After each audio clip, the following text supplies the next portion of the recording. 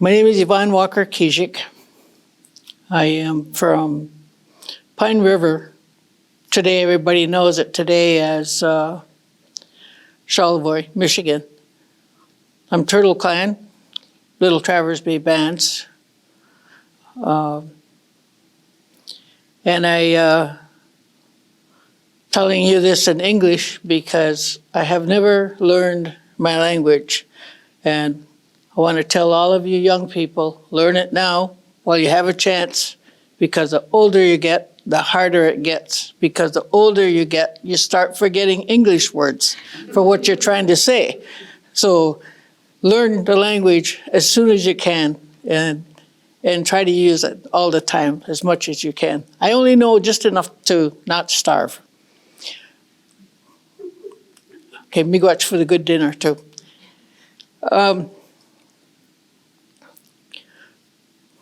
I want to tell one of the things I tell all the time in my workshops is just a little joke that I made. It's in a cartoon that is in a step-by-step how to make a porcupine quill box. So 2 porcupines are in the woods, and they're looking through the bushes at a man sitting on the ground near his fire, and he's making black ash baskets. And the one porcupine turns and looks and says to the other porcupine, "Geez, I hope they don't invent quill work."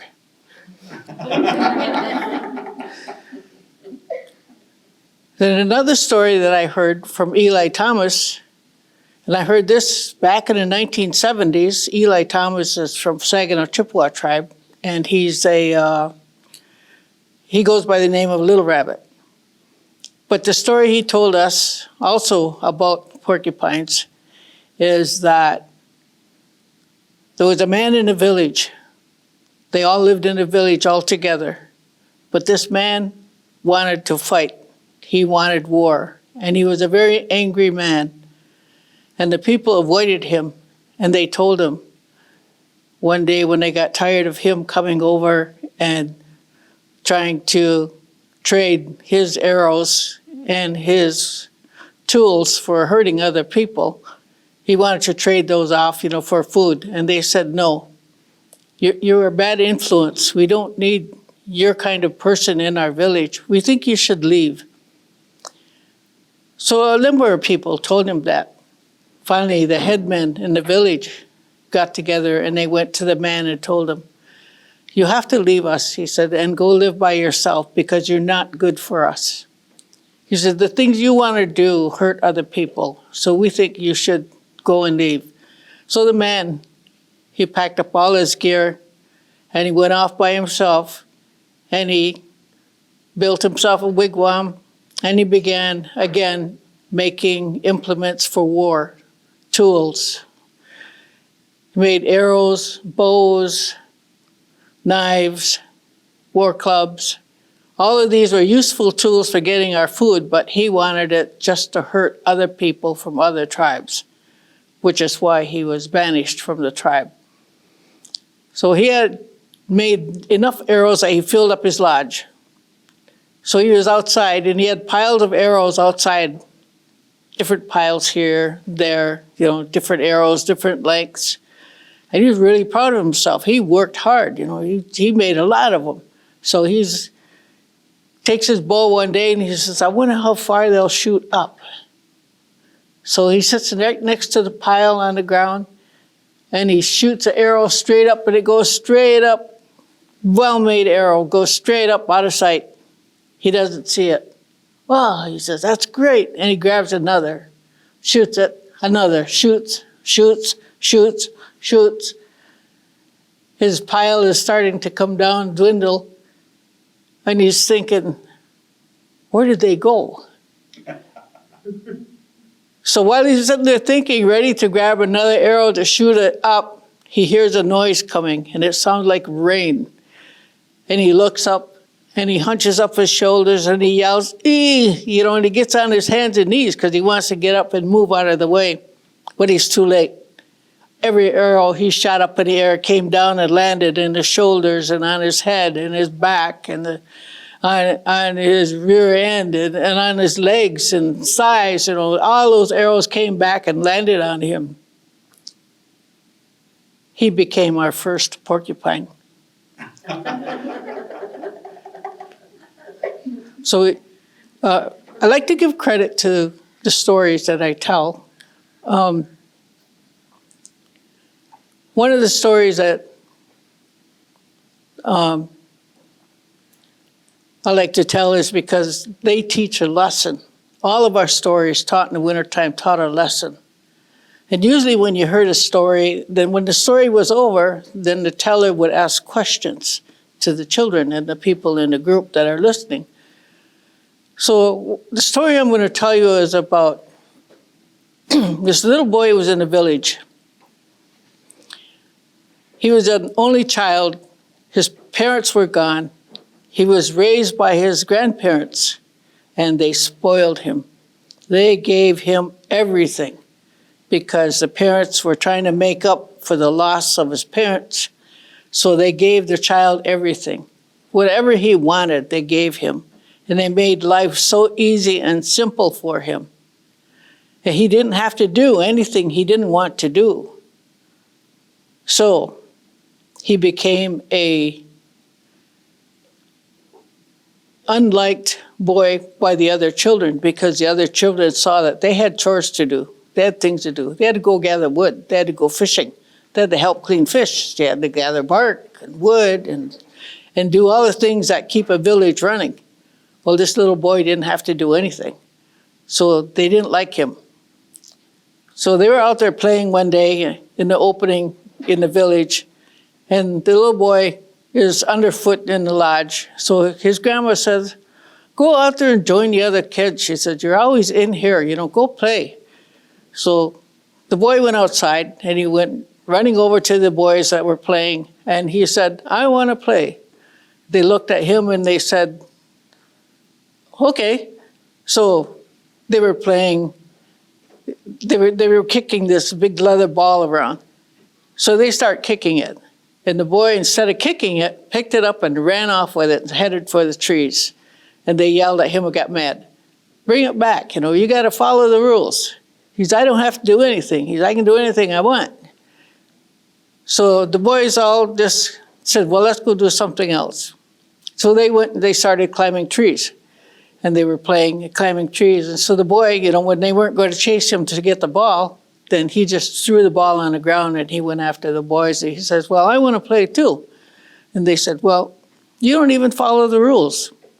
They said, we don't like you because you do whatever you want. And he says, that's because I can. And they said, no, nobody taught you how to listen. And they said, well, they told him, well, go to the river. They said, no, go play over there. There's nobody there. So the boy went down to the river. He sits on a sandy beach, and his feelings are hurt because they were right. He was a spoiled boy. He got everything he wanted to do. He could eat anything he wanted at any time he wanted, and he ate other people's share of food. And he was a very, very selfish person. His clothes were new, clean, and well made.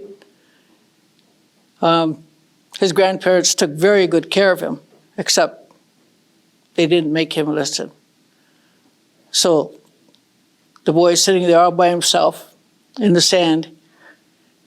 And then he says, I don't like being a person. I don't like being a boy. I wish I was somebody else. I wish I was something else. So the boy, sitting there, and he throws a rock in the river, and he sees little minnows, so he throws some more rocks, and the minnows go swimming off. So then he sits down again. Even the minnows don't want to play with him. So he sits there, and he says, I don't like being who I am. So the boy, and Nanabuju hears this, and he says to the boy, if you could be anything you could be, what would you be? The boy says, I want to be a fish. I want to be the fastest, sleekest fish in the river. Just like that, he became a fish. No longer on the beach, sitting there, he's in the river. And he can't believe it. He can He's fast and he's underwater and he doesn't have to breathe. And he takes off swimming as fast as he can. And he's learning how to fish and swim, as fast as he can. And he's bumping into rocks and into the snags and the sticks and everything that's underwater. And he races up and down the stream all by himself.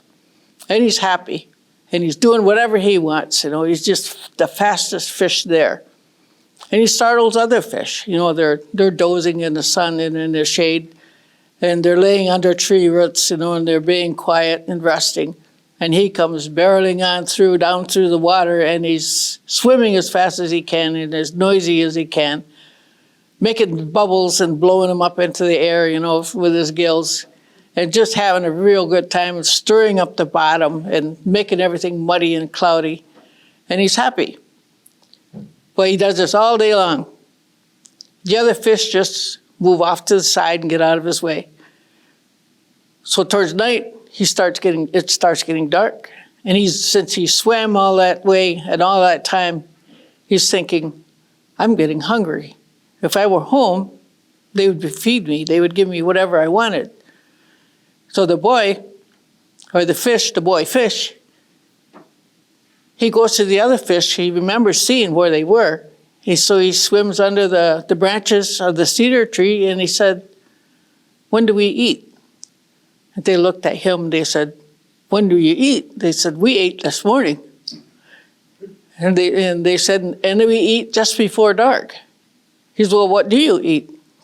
Oh, they said, we eat wigglers, worms, bugs, any living thing that falls in the water. If we can eat it, we'll eat it. Oh, that's awful. They says, well, we're fish. That's what we eat. We eat eggs from other fish. We'll eat pollywogs. And he remembers, being mean to pollywogs and chasing them. He says, I'm not going to eat those. So he got disgusted. He says, you guys eat awful stuff, and he takes off back to the beach to where he was. And he stays in the shallow water there until morning. The sun comes up. So then he says, I don't want to be a fish anymore. So I want to be something else. Nana Bazoo hears him. He says, now what do you want to be? So I want to be a bird. Just like that, he becomes a bird. And he's sitting on a tree. And he takes off flying. And he's bumping into things because he doesn't know how to fly. He doesn't know how to use his legs, to land on a branch. And he's scaring the heck out of all the other birds because they think this guy is crazy, and he's flying around all over the place and scaring us. So he's crashing into branches and going like crazy and hitting a brush and just smashing everything along the way, scaring bugs and butterflies and everything, and he's just out of control. So finally he begins to master flying. And they told him, just practice, keep practicing. So he does that. By noontime, that day, he is flying. He's going through the trees, and he's flying way above the trees and up in the clouds and coming back down. But he keeps his eye on the river where he was originally from. So he goes back, and he flies around all over the place, and he's scaring other birds, and then he starts diving at other animals and scares the blazes out of a rabbit.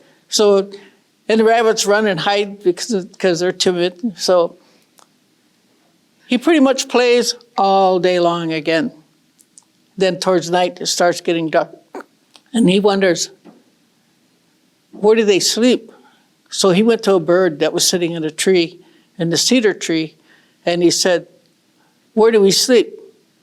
And the bird said, he says, I sleep in this tree because this is the tree, he says, near where I was born. And I get out of the wind, and the leaves help protect me and keep me dry, and I just sit here, until morning. He says, well, when do we eat? And the bird says, well, you should have been eating all day long. He says, as you see food, he says, you're supposed to eat. He says, well, what do we eat? He says, we eat berries. He says, sometimes we eat bugs, we eat worms. Just like the fish. He says, I don't want to eat any of that. The other bird says, well, that's what we are. We're birds. We eat whatever we can find. So the boy is disgusted. That's awful. He went back to the river to where he became a bird. and he sat there in a tree all night. He was cold, hungry, didn't have the knack of staying on the branch when he fell asleep. He almost fell off. And birds sometimes do fall out of trees. So he had a rough night. In the morning, the sun comes up. And he looks at the sun, and he looks around, and there, sure enough, there's all the bird friends. They're all out hopping around, eating, finding bugs, and they're chirping, and they're singing, and they're happy. And they're flying around, being all relaxed in the woods. And he yells out, "I don't want to be a bird anymore." So the Nanabuju in the woods hears him say that. And Nanabuju is thinking, "I'm getting a little tired of this." So he says, "Okay." He says, "What do you want to be?" "I don't know, something big," he said. "There's something with legs," he says. "I used to have legs, nice legs," he said. So in an instant, he becomes a deer. And he's standing there on the water next to the river. And he looks in the water and he sees his reflection and he's beautiful. This is great. So then he gets used to his legs. He starts running up and down the beach and splashing in the water. The fish swim away. He's running at the birds. They fly away. So then he runs around, thinks he remembers the day before that he got hungry early. And he didn't want to eat bugs. So he went for a walk in the woods to find another deer. Sure enough, there's a deer. And he walks up to them and he said, "What do we eat?" And the deer looks at him and says, points his head to the bushes. "We eat those kind of leaves." He says, "We eat grasses." He says, "We eat different grasses down by the river." He says, "We drink river water." He says, "Sometimes we eat berries." He says, "We like to nibble on tender shoots," he says, from the trees. Well, that doesn't sound very good. And the deer said, "Well, follow me," he said. "I'll show you what to eat." So he follows the other deer, and the other deer is grazing and showing them what to eat. And they're relaxing and enjoying the entire afternoon. All of a sudden, he hears this noise. And the deer that he was talking to, head flew up in the air and took off running. And he yells over his shoulder, "Run, they're going to kill us and eat us." So he took off and running, and he didn't know where to go. And so he followed the deer for a while, but he lost him. So then he listened, and the people were gone. The hunters were gone. So he went back to the river. He says, "This is where I was before." He says, "Where I became a deer." So he went back, and he sat there alongside the river in the shade. And he said out loud, "I don't want to be a deer anymore." This time Nanabuju says, "This is it. This is 3 times you tried to be something other than who you are." He says, "What can I do for you?" So the boy deer says, "I didn't want to be a fish because of what they eat. I didn't want to be a bird because of what they eat.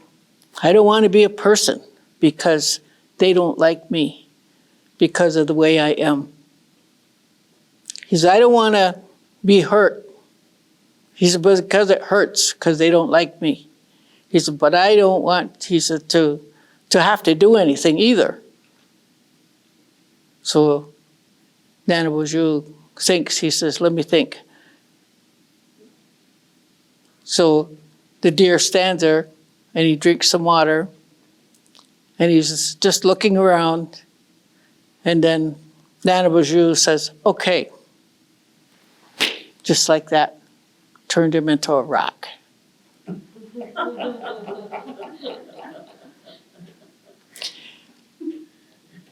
So the rocks we have here, the most common is shale. And it's sediment that settles on the lake bottoms. And that slab of shale that we see all over the place in downtown Petoskey and the lime kilns and everything, that huge slab of shale goes from Niagara Falls all the way across into Columbia. It is one huge slab. We were underwater at one time. So my guess is the boy became shale. So this other story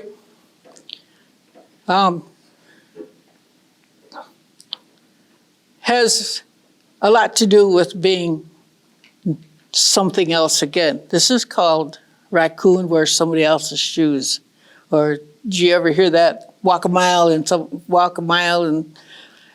my moccasins or walk a mile in my shoes. Well, this is the same kind of story. So this raccoon, his name is High Step. He lives in a hollow tree, big one, with his siblings. Their parents left them a long time ago, but they still sleep together. All the siblings, there's about 5 of them.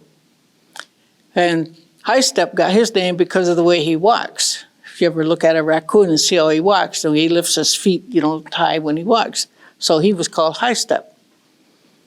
So he wakes up first one morning under this big hollow tree, and he goes down to the river. He gets his drink, and he washes his face, and he's sitting there, and he's looking around. It's all nice and quiet.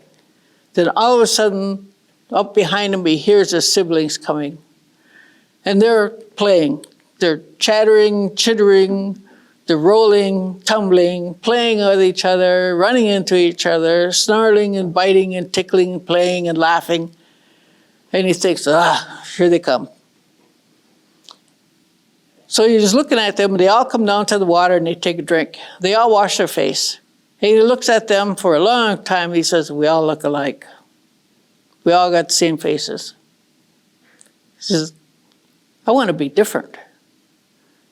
So they started to argue. Where are we going to go get to eat? And so the young raccoon says, one of them says, I want to go to the apple tree. Let's go eat some apples. And the other one says, no, let's go down to the opening mouth and eat some clams.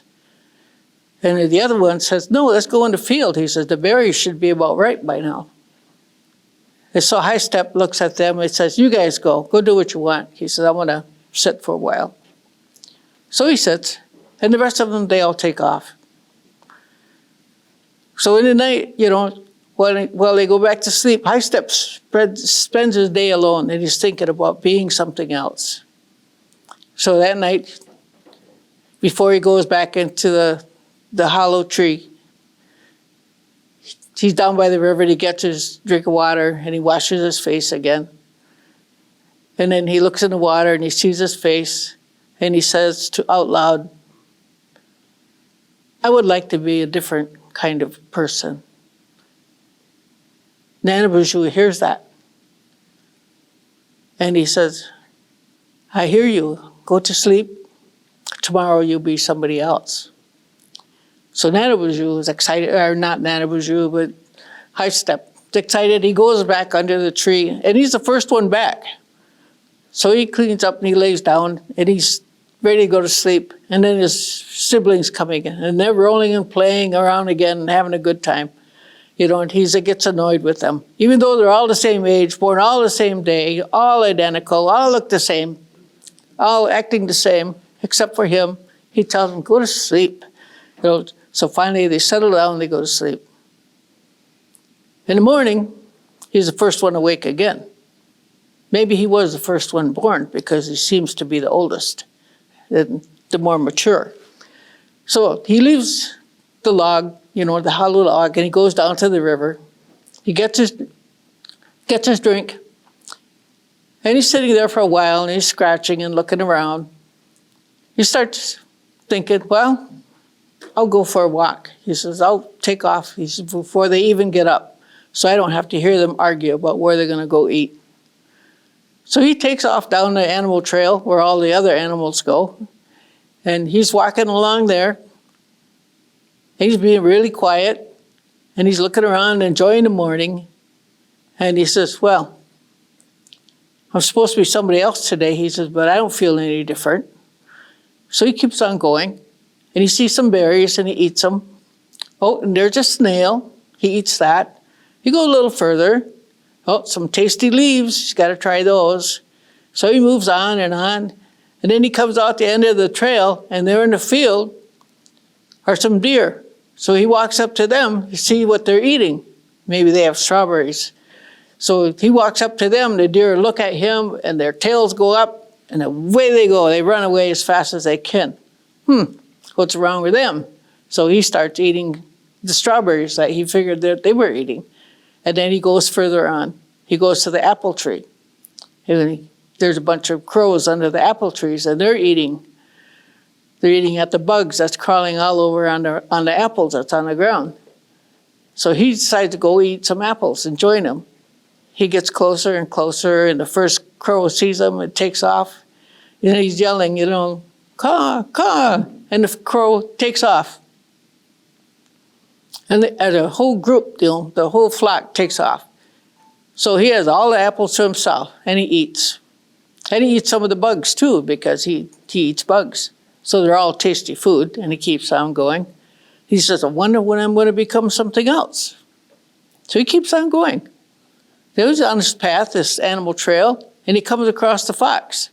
And the fox is coming out of the woods in front of him, and the fox takes one look at him, takes a jump, off into the woods. He's gone.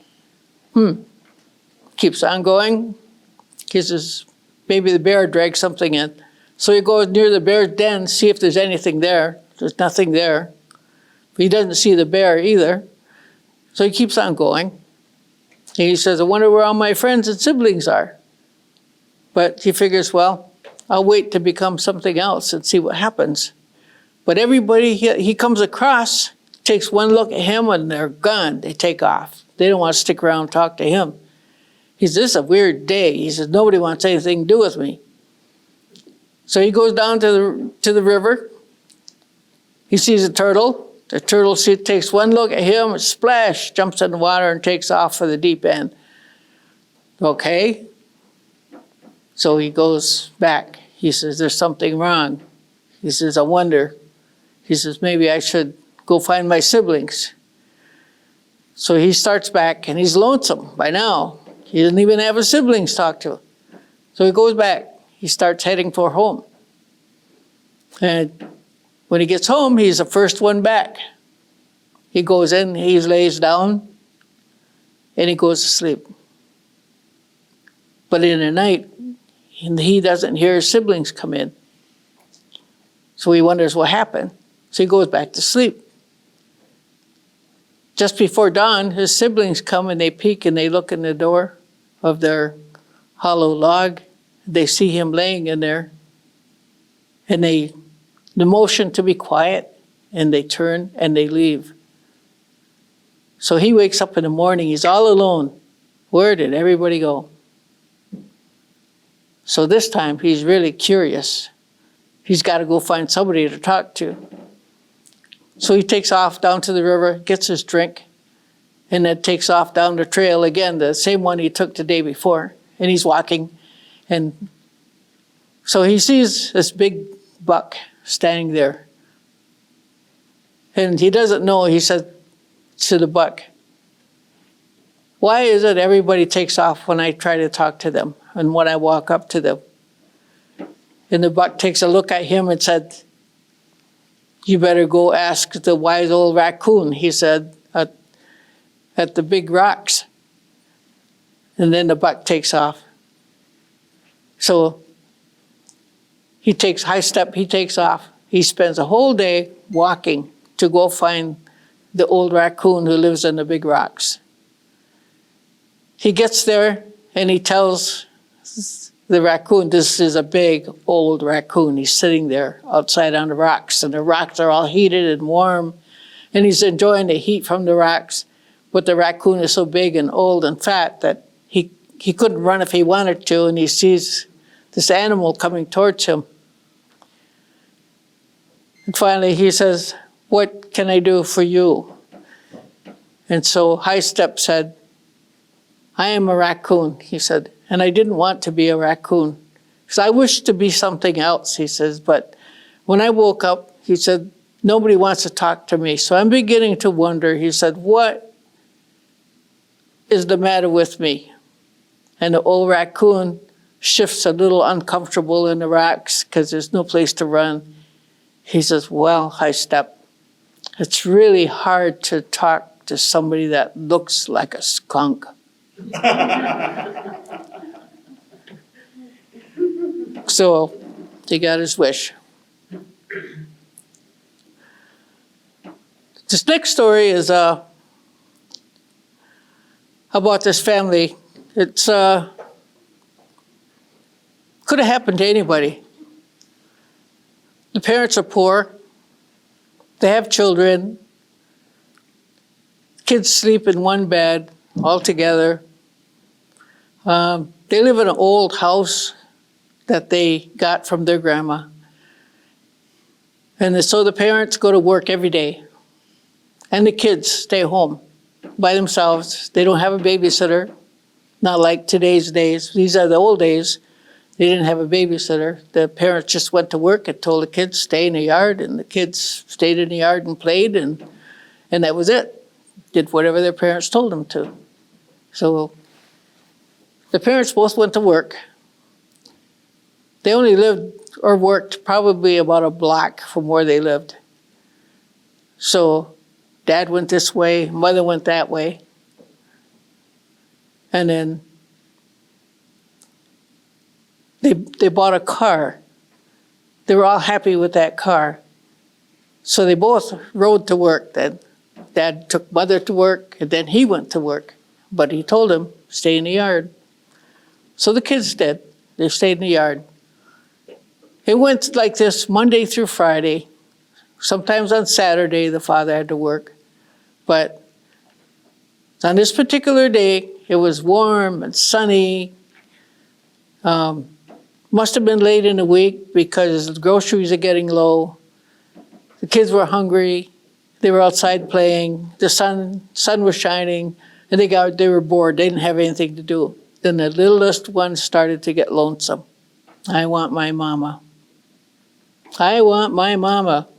Is sitting on a porch in the sun, scratching her mosquito bites. I want my mama. And the brother sees that they're getting upset. And he takes off. And he's gone. The other little kids don't know where he went, but he's gone. So then they're sitting there, and the one other sister sees that the little one's tired and lonesome, and she gets sad too. So she joins her on the porch. I want my mama. So they're both sitting there and they're crying. And the big sister yells at them, they're going to be here pretty soon. Just wait, just wait. There's nothing to do, and we're hungry.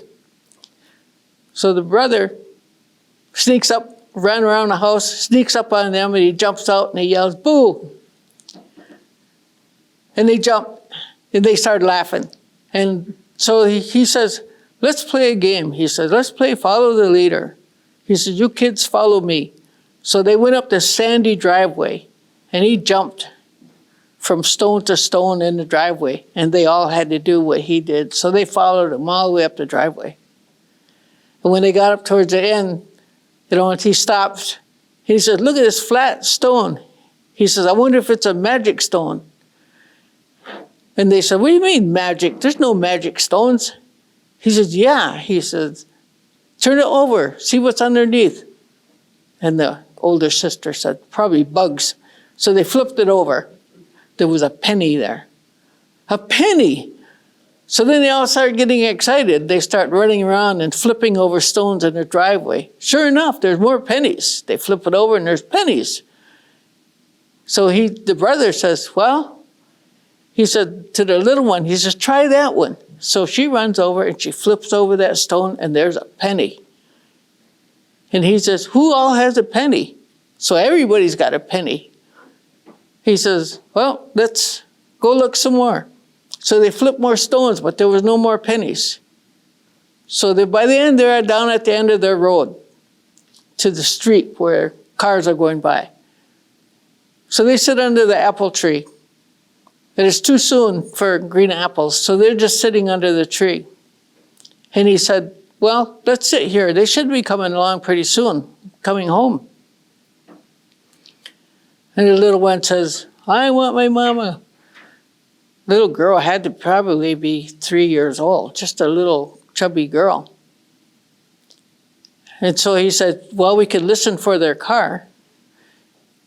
So they got quiet. And they're looking up and down the street, and there's nobody coming. And he said, what's that? And he jumps up. And they're all sitting under the apple tree. He said, there's something calling me. So the kids, they jump up too, and they said, we don't hear anything. And they're looking around all over the place. And he said, it's coming from the tree. And he runs to climb the tree. They said, no, there's probably somebody up there. He says, no, the tree's calling me. So he climbs the tree. And they're yelling. They said, you're going to fall, you're going to fall. And he tells them, back off away from the tree.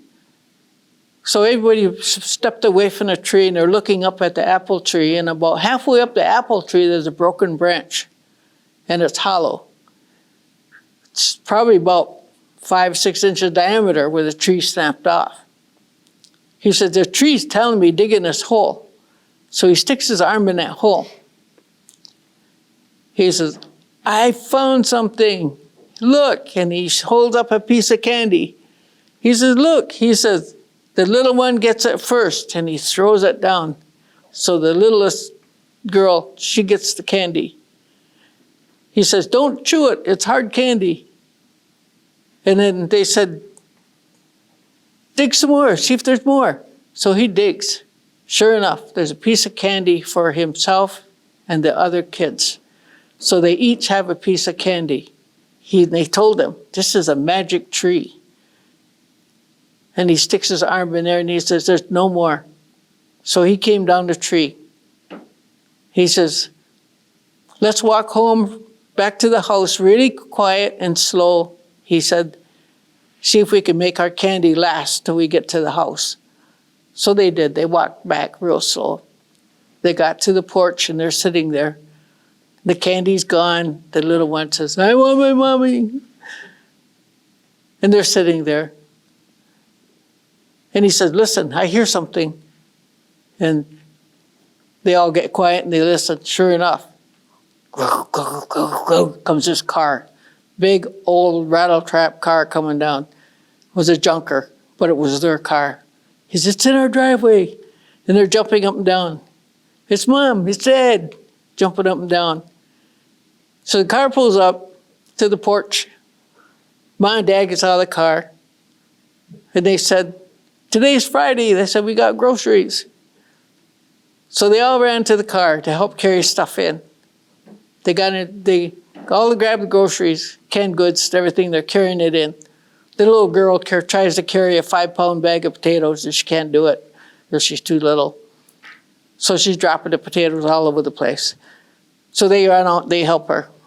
They pick up all the potatoes and they go up the steps, across the front porch and into the screen door, and the door slams.